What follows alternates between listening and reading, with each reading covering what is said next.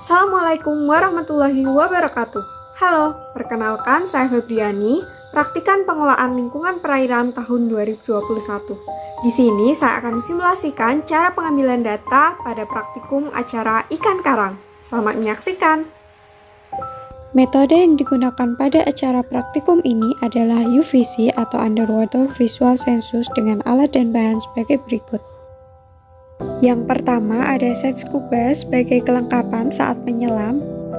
Kemudian ada roll meter untuk membuat dan mengukur transect, GPS untuk menentukan koordinat lokasi pengamatan, kamera bawah air untuk memfoto ikan karang yang diamati, dive computer untuk mengetahui kedalaman dan suhu di lokasi penyelaman, kertas atau papan tahan air untuk menuliskan hasil pengamatan, pensil atau alat tulis bawah air untuk mencatat data, clipboard atau papan sebagai alas untuk mencatat data, lembar identifikasi ikan karang untuk mengidentifikasi ikan yang diamati, termometer untuk mengukur suhu udara di sekitar lokasi pengamatan, refraktometer untuk mengukur salinitas sampel air, pH meter untuk mengukur derajat keasaman sampel air, dan botol sampel berukuran 330 ml sebagai wadah sampel air dari lokasi pengamatan. Metode UVC ini biasanya dilakukan oleh dua orang yang menyelam pada kedalaman tertentu. Satu penyelam bertugas sebagai seorang observer dan pencatat data, dan satu lainnya bertugas sebagai fotografer.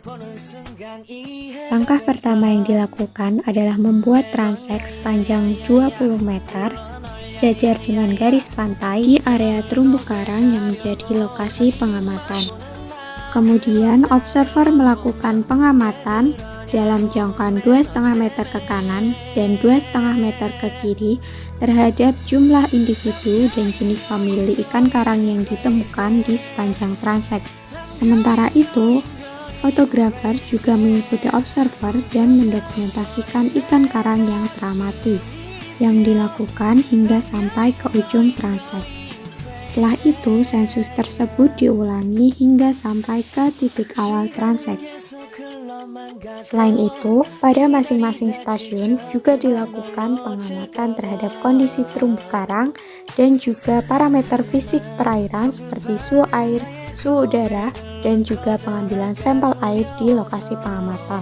Data-data yang telah diperoleh tersebut selanjutnya diolah menggunakan Microsoft Excel untuk menentukan indeks biologi meliputi keanekaragaman, kemerataan, dominansi, dan kelimpahan dari ikan karang. Ikan karang merupakan ikan yang hidup pada daerah terumbu karang sejak juvenil hingga dewasa dan merupakan ikan yang hidup berasosiasi dengan terumbu karang karena tersedianya makanan dan tempat untuk berlindung. Berdasarkan manfaatnya, ikan karang dikelompokkan menjadi 3, yaitu ikan target yang memiliki nilai ekonomis tinggi sehingga menjadi sasaran tangkapan nelayan sebagai ikan konsumsi dan umumnya memiliki tubuh yang besar seperti kerapu, kakap, ekor kuning, dan baronang. Selanjutnya adalah ikan indikator yang sering digunakan sebagai indikator kesehatan terumbu karang, misalnya dari famili Chaetodontidae. Dan yang terakhir adalah ikan mayor yang merupakan kelompok ikan yang dimanfaatkan sebagai ikan hias, berperan dalam rantai makanan dan memiliki bentuk tubuh yang kecil, contohnya famili Pomacanthidae, Pomacanthidae, Acanthuridae, dan Apocunidae. Sekian, mohon maaf bila terdapat kesalahan. Terima kasih sudah menonton.